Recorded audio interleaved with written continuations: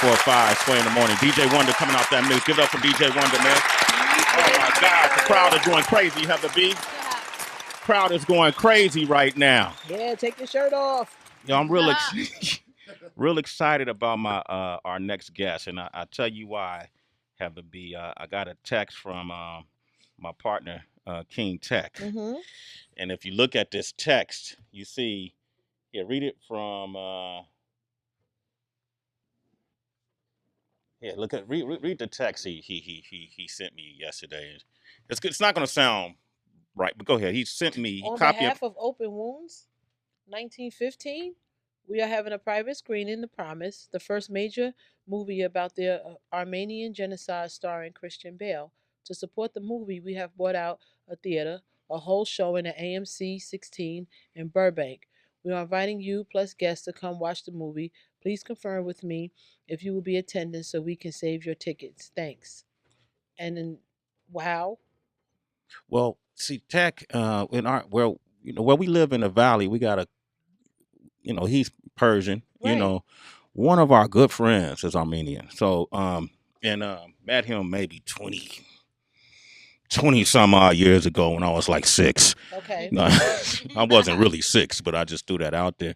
And we would swap information because Tech, his family is from Iran, and they left years ago. My friend who's a jeweler, Mike, we call him Jewelry Mike, family is Armenian, and we would all swap stories of our family's legacy and the history of our people, my people being from Jamaica, Tanzania, over in Africa, and we would just swap culture. And I didn't know about the Armenian genocide back then, so they were telling me all this information about the Armenian genocide, and over, I think maybe 1.5 million people were killed during this time period. And people tried to sweep it under the rug. In fact, some folks don't even really refer to it or are scared to say that it was a genocide. And so he sent me this last night to tell me, man, this movie is coming out. And I was like, really, man? I'm gonna do you. He said, can you post it on Twitter? Oh, that's what the wow is for. That's what the wow was for. You wrote wow, A-list cats. I get it. Okay, I didn't know what that. Yeah, that was like, I'm gonna do you one better. Right. So with that said, man, I'm gonna let DB do the honors because he's a gigantic fan of our next guest. To introduce our guest, go ahead, DB. All right, I'm gonna take it all the way back to one of his first film roles, and I'm gonna see if you can finish this line for me. I asked for a 445, Fran fucking Cheska. My name is Frank. Yes. It's all about the Benjamins. Starring our good friend Ice Cube and Mike Epps. Oh, wow. First speaking role. Yes. Then he had a turning point in his career when he played in Inside Llewellyn Davis when he worked with the Coen brothers, who you're still good friends with to this day, because after that, things started to pick up for you. Yeah. One of my favorite movies, Drive, starring Ryan Gosling. Yeah. That movie was crazy as hell. A lot of people know you from Apocalypse from X-Men, which I heard that you read the Book of Revelations in order to prepare for the role. Oh, yeah. Yeah. Went back to my evangelical upbringing for that one. Yes. Okay. Who doesn't love Star Wars? I'm a big fan. Yeah. I have a toy with me. He's going to sign later. A toy. Brought a toy, man. So It's mature. his character. Yeah. But right now, he's starring with Christian Bale in this new epic film, The Promise. We have with us Oscar Isaac. Yeah, man. Thank you guys for having me on. Thank you. Good to have you on, man. Yeah, it's good to be on. Yeah, and I heard you're a musical guy too, right? Yeah. I mean, music. Yeah, I play music a lot in the Llewyn Davis film. That was all. We did all that live. That was real. Yeah. Why'd you let go of the music? Well, I didn't let go. I still do it. I mean, at a certain point, when I got into drama school up here at Juilliard, I kind of had to, it was like 13 hours. You said Juilliard? Oh, he just stunned on us, right? Okay, I'll come back. But that's like it's a conservatory, so it's like 13 hours a day. So you don't really have time for anything else except for, wearing tights and doing dance classes and learning lines and doing voice work and all that stuff. So yeah, I kind of had to let the band thing go for a while, but I've always kept playing, and it's crazy how sometimes you don't know why you keep doing something, and then suddenly something like Llewyn Davis comes around where they're like, we need you to be able to really play really well, and I just happened to have been continue to play, continue to keep playing. So yeah, that worked out real What well. instruments? Guitar, Yeah. bass, and little drums. What did he say? Guitar? Uh-oh. What is that? Did somebody bring a guitar? Oh my gosh! Did somebody bring a guitar in the room? Oh my gosh! We are so resourceful. Wow, that just happened to be there, Oscar. I Wow, was look at this. The magic of the universe. Wow, man, you think you could? What if I was like? Does that sound good? Yeah, well, kinda. Yeah, but you sound.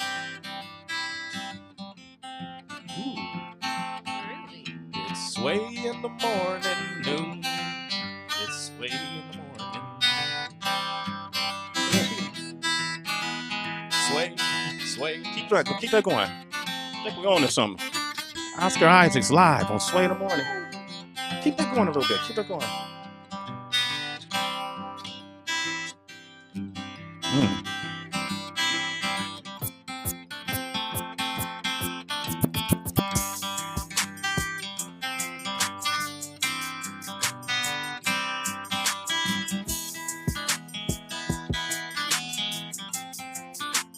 Snapchat boy here?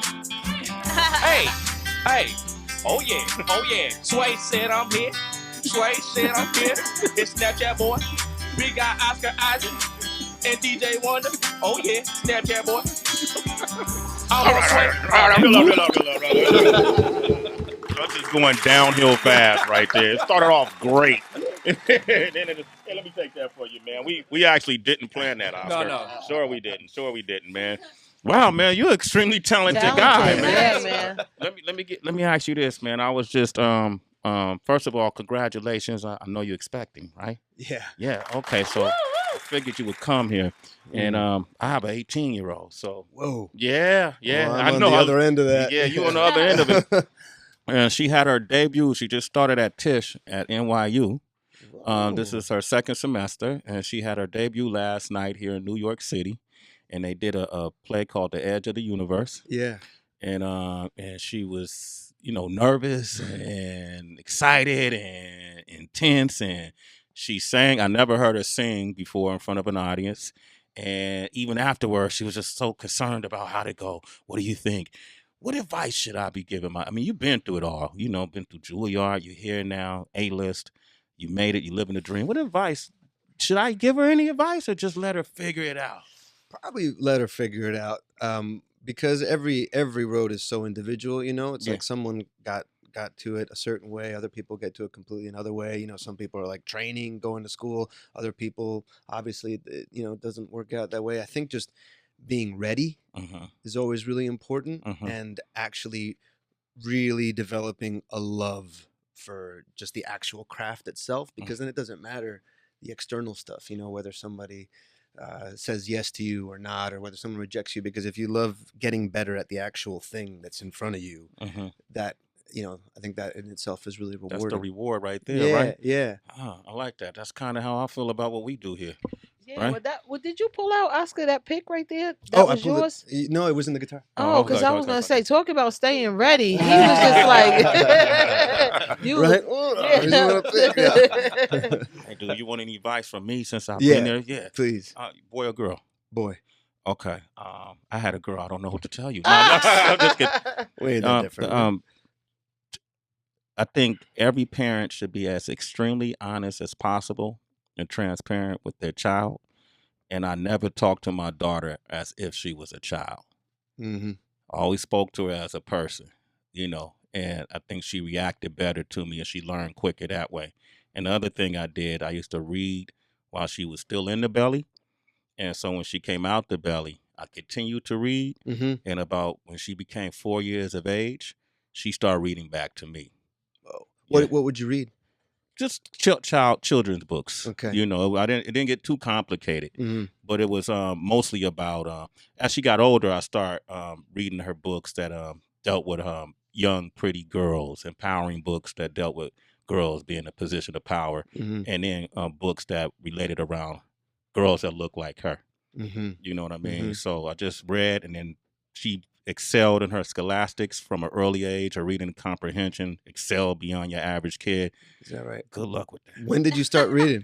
When did I stop? Yeah, no. When did you start? Man, I was reading from probably what do you call it, the second Trimester. that's right. Oh, Yeah, so so early yeah, y'all. on, But I yeah. always would talk to the belly like, "Hey, what's up? Can't wait That's for what you I to do. You do that? Yeah, I'm like, hey baby, hey baby. Yeah, that works though. Well, they say that the babies can feel and hear vibrations and things Yeah, like yeah, that yeah, and for sure. recognize sounds on the inside. So it Yeah. probably, Yeah. probably works. Well, she started reacting to my voice when she came out, so he'll Right. react to your voice, when he comes out. And then, so congratulations, Yeah, Thank man. you very congrats. much. That's All right, awesome. man. Oscar Isaac's here, man. There ain't nothing about the movie, but we're going to talk about the movie up next, all right? All right. All right, you want to talk with him? 888-742-3345. I have to go. Mikael. I have to find them.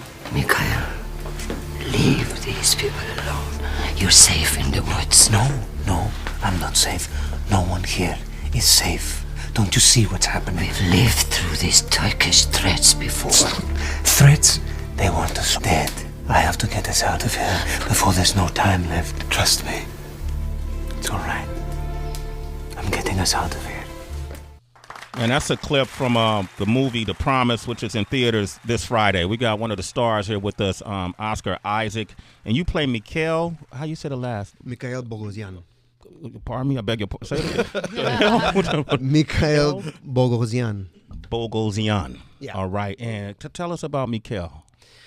Well, yeah, the story takes place right around 1915 at the onset of World War I. He's the guy that I play. He's from a small town in rural Armenia, Sirun, which is a fictionalized town, and he's works at his dad's shop as an apothecary, and they've been living with Turks and all sorts of different minorities together in relative harmony. Every once in a while, there's been some flare-ups. And he decides he wants to go to the big city to learn how to be a doctor. And so he goes to Constantinople, what's now Istanbul, and he decides that he's gonna study and bring back medicine, modern medicine, all these revelations that are happening, revolutionary new techniques in medicine.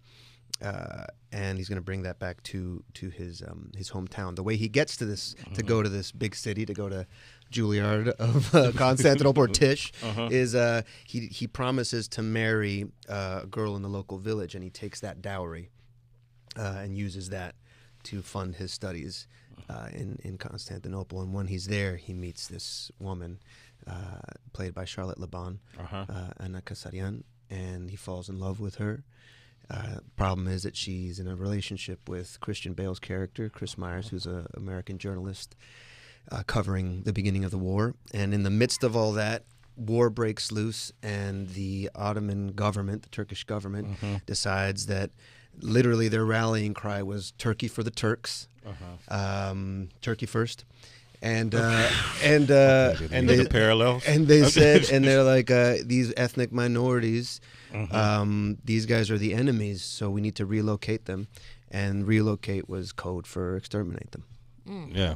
Wow. You see the parallels. A lot of folks will make parallels to what we're seeing today in America, right? And that these type of atrocities have taken place over and over in time. This is really interesting because the promise is going to educate a lot of folks. I was reading these points that they sent us. The promise will educate the global public about the genocides and mass atrocities of the 20th and 21st centuries. When I found out about the Armenian genocide, I had never even heard of it. Me neither. Right. You either? No, me neither. I didn't know about it either. I mean, that's the thing. That's where the term genocide was coined. It was because of this thing that happened. But it continues to be denied by the Turkish government and also by many governments. Lately there's been a bigger push, which has been great, to recognize it, because that is, in that text that you read, the open wound. Yeah. It is an open wound because nobody talks about it. Everybody, they just want to keep going because it's a shameful episode. But as everyone knows, that's the first step into healing, that kind of thing, and also to learn from the past. It doesn't just get erased. I mean, 40 years later, it was the Holocaust. The Holocaust, yeah. And these things keep going on. And something that happened during this time is the Armenians, thanks to people like the character that Christian Bale plays, there's journalists that were saying, this thing's happening out there. This is happening out there. And And there was a lot of refugees that had nowhere else to go. They were fleeing. They were fleeing for their lives, and people were the world was turning their back on them. Now, am I mistaken, or were a lot of the men were sent to war or killed off, right? Well, they were. It was a forced draft. Okay, right? a forced draft. But they, instead of going to fight, they were sent to prison labor camps, and then there they would be worked till they died or executed. A lot of the women and children were escorted into the Syrian desert. They were marched out into the desert just to die without food, water. Horrible rapes. They would crucify people up there. I mean, there's one of the things that I did for research was I listened to, there's these videos of these much older men just talking about what happened, what they saw when they were kids. And this little kid talking about seeing his grandma start saying, like, why are you doing this to the kids, to the Turkish? And they just started bayoneting her, and she just kept cursing at them and kept saying, a curse on you, a curse on you. And then, until she finally died. And he talked about seeing his mother holding a baby that wasn't her own. She had found it, and then eventually just leaving it by a tree because couldn't do anything else. And, and just so many stories like this, and yet it continues to be denied that it ever even happened. Yeah, and this is like 100 years ago. Not that long ago. Yeah, Right. yeah. In context of time. Yeah. I just want to point out a couple things about, because this is one of those movies where they didn't just assemble some A-list actors and a couple people and just decided to tell a story. Kirk Kerkorian, who used to be the former head of MGM, invested $100 million of his own money. He unfortunately passed away right before production started. Yeah. But his parents were part of this story that they had to flee in order to get away from this tragedy. Terry George, the director, he brought us Hotel Rwanda, Rocky, Philadelphia, Dancing with Wolves. Track record kind of speaks for itself. This movie is screening at the Vatican. You know what I mean? So they got some big players in this, and this is a story that has been trying to be told for actually a couple years, from what I understand. Yeah. My question is, with Christian Bale, you know what I mean? Like, that's somebody that I feel like you yourself kind of feels like that's a competition. Like, I got to suit up now, and I got to really do my thing and present it. Not only to honor the story, but just kind of to bring your own acting skills to the screen. So how do you prepare for this kind of a role? Well, I'll get to that in a second, but just say one thing about the Kirk Kerkorian and that whole thing is what's even more astounding and unique about this movie is that all of the proceeds, all the money that this movie generates is going to charity. For a movie that this big, and it's part of that is going into this UCLA, the Promise Institute, which is their whole purpose is humanitarian law, scholarship, and helping teach these leaders of tomorrow how to combat these human tragedies and these human indignities and these human injustices. So that's already there's a $20 million gift that's been given to UCLA Law, which is the biggest in its history. Wow. But yeah, so to get to that, yes, that was also one of the reasons I wanted to do the movie. Like, Christian Bale's doing this movie. That's wild. And also we have to literally be in the story in competition for the same girl, as if that would ever happen. But Come on, no, I mean, like, there'd be any competition. Yeah. Come on, man, look at me. Did you hear me play the guitar, man? Kristen, who? All right, go ahead. No, but yeah, it was definitely nerve-wracking and scary, and I needed to make sure that I was kind of going to do my best. But as soon as I met him, he was you think it's going to be this very intense thing, but he just was like the statesman of the thing. He had done he's done so many movies. He's so experienced, and this was a crazy shoot. I mean, we shot in like 18 different locations throughout Spain. Wow. We were up in mountains. We were in weird cities. We were all over the place, and it was wild. It was difficult with different crews that didn't always speak the same language and communication issues and all that. And through all that, he was just like this rock that I could always go to and ask stuff to, or make me laugh. I mean, he's a really funny guy as well, and so. No, I love that. I just wish I had more scenes with him. Yeah.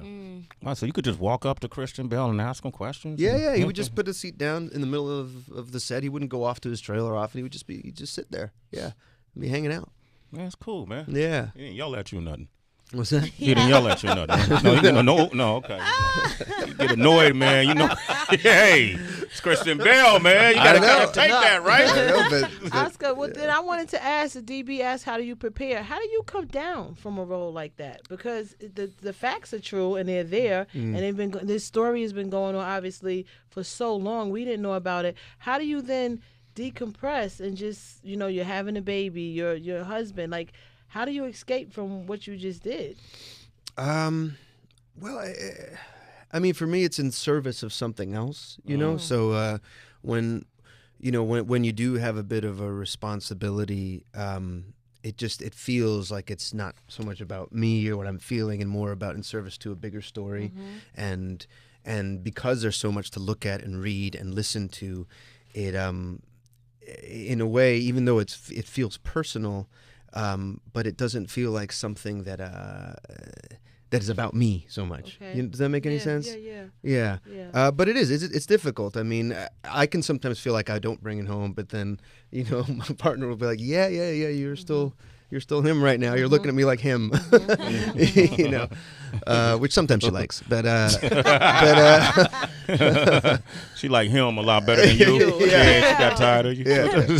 Oscar, I'm wondering, I've seen some opposing opinions about the Kardashians pushing, promoting this film. On one end, people are really happy that they're taking a lot of pride in their history and they're bringing awareness. On the other end, I've seen some folks who feel like it kind of takes down the seriousness of this. So I'm interested in knowing how you feel about their intentions.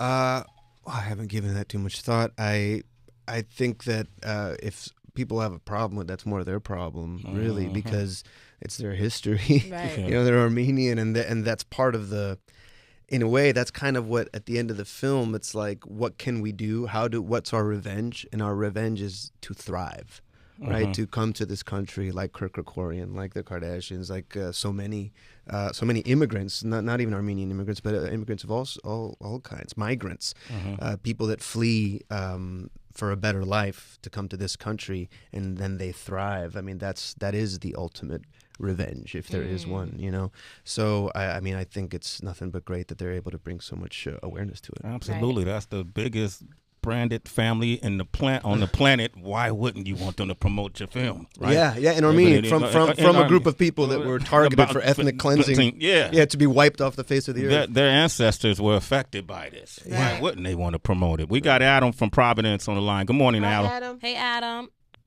What's up, guys? How you doing? Doing great. Say hello to Oscar, man.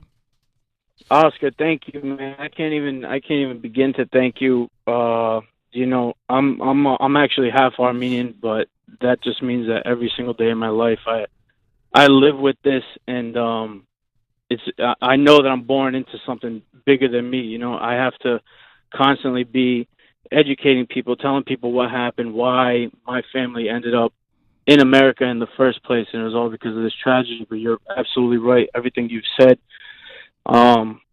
We, as Armenians, we know that our goal now is to just thrive and show everybody else where we came from, who we are, and what potential we have to become. So, I mean, I listen to you guys every day. I thank you you give everybody a platform to speak and connect with the world, and I really appreciate that, Oscar. Thanks, Adam. Everybody involved in the film is doing such a huge thing for our people, so I want to say thank you to that.